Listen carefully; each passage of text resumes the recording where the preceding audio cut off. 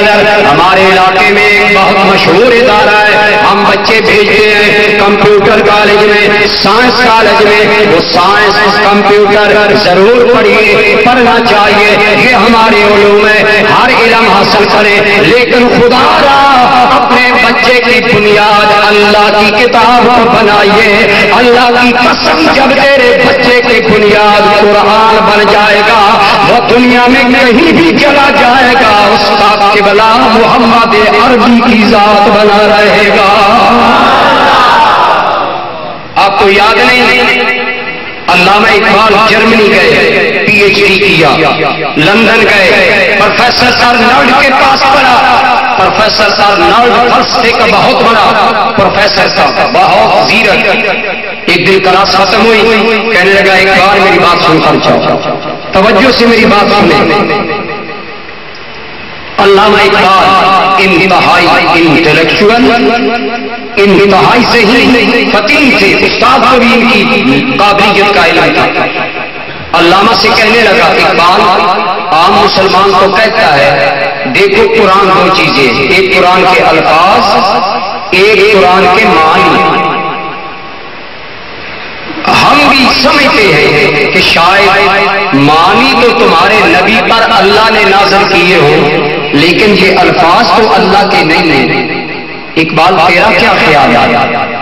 وہ اقبال کو اعتماد میں لے کر یہ بات اقبال سے تسلیم کروانا چاہتا تھا کہ قرآن کریم کی جو نظم عبارت ہے، عبارت جو ہے یہ اللہ کی طرف سے نہیں آئی، یہ رسول اللہ نے خود بنائی ہے۔ یہ تسلیم کروا لے گا تو پھر کہے گا اقبال بیٹا اگر ایک انسان کا یہ کلام ہے تو پھر اس کو اعلیٰ کرنے کا مطلب کیا؟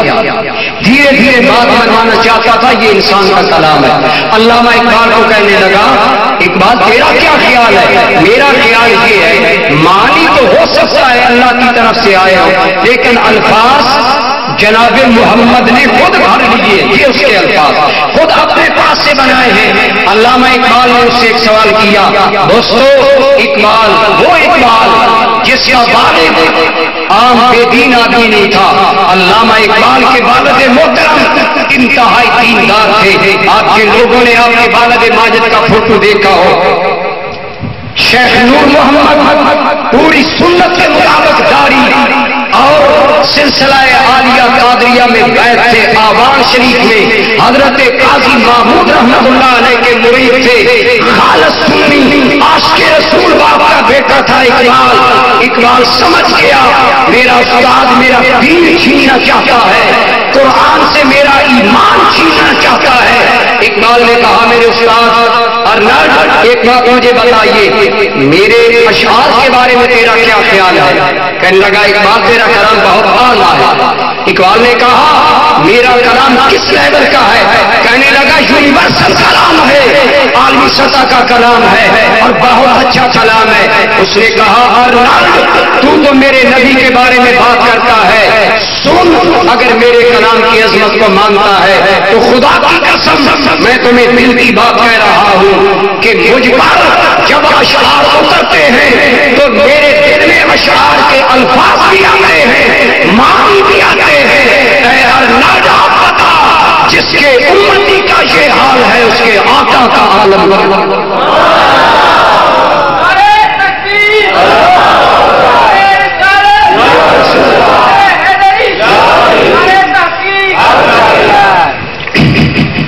شاید میں آپ کو بات سمجھا سکا یا نہیں سمجھا سکا۔ اقبال نے اسے بتایا اگر مجھ پر ایک خاص حالت آئی ہو، کہا میرے استاد کبھی یہ ہوتا ہے رات گزر جاتی ہے میں ایک مصرع نہیں لکھ پاتا، اور کبھی ہوتا ہے کہ جب دل کی تار ادھر ملتی ہے تو رات میں صفحات لکھ لیتا ہوں، اور الفاظ بھی آتے ہیں معنی بھی آتے ہیں۔ اگر میرا یہ حال ہے تو میرے مصطفیٰ کا عالم کیا ہوگا؟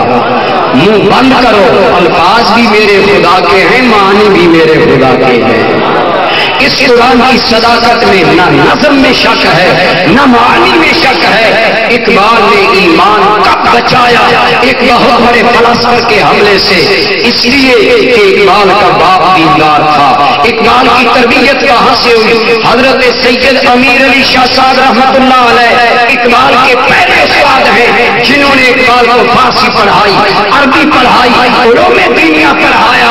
اور آج کا نوجوان استاد کا احترام نہیں کرتا۔ اقبال کو جب انگریز نے سر کا خطاب دیا تو اقبال نے کہا میں تمہارا خطاب قبول نہیں کرتا۔ انہوں نے کہا کیوں؟ تو اس نے اقبال نے کہا میں جانتا ہوں میرا دیدہ دل روشن ہے تو سید امیر علی شاہ میرے استاد کی تربیت سے ہے، میرے استاد کو عزت کا مقام دو گے تو پھر میں بھی سر کا خطاب لے لوں گا۔ انہوں نے کہا اقبال، ڈاکٹر اقبال تم خطاب قبول کرو، ہم تیرے استاد کو شمس العلماء کا خطاب دیں گے۔ ارے دوست، جب طالب علم اتنا ماں باپ کا فرما بردار ہو کر دین کی بنیاد پر پروان چڑھتا ہے تو پھر اس کے دین پر کوئی ڈاکو حملہ کر سکتا؟ میں بات یہ عرض کرنا چاہوں گا، اپنا رشتہ دین سے مضبوط رکھیے، علماء سے مضبوط رکھیے، ان اہل اللہ سے مضبوط رکھیے۔ آج داہریت کا دور ہے، آج تو میرے ملک میں بھی داہریت کی ہوائیں چل رہی ہیں، آج تو ہمارے ملک میں بھی دین کو دہشت کا نام بنایا جا رہا ہے۔ ایسے عالم میں سنیو جو صوفیاء کے وارث ہو، جو اولیاء اللہ کے غلام ہو، جو سب سے دین کے ترجمان ہو، ہماری ذمہ داری ہے ان حالات میں ہم دین کی سچی پکچر سامنے کریں۔ اس کا ایک ہی طریقہ ہے، ہم اپنے دینی اداروں کی قدر کریں، اپنے علماء کی قدر کریں، اپنے دین سے وابستہ رہیے، علم کی قدر کیجیے۔ خدا را محافل، مجالس، لمبی چوڑے پروگراموں پر لاکھوں روپیہ ضائع کرنے کی بجائے جن کا کوئی نتیجہ نہیں، خدا را مدارس بنائیں۔ مدارس ہوں گے تو علماء ہوں گے، مدارس ہوں گے تو حفاظ ہوں گے، مدارس ہوں گے تو علماء کرام پیدا ہوں گے۔ برادران ذی قدر، اگر آپ مدارس کی قدر کریں گے تب بات بنے گی۔ یہی پیغام میں دینا چاہتا تھا۔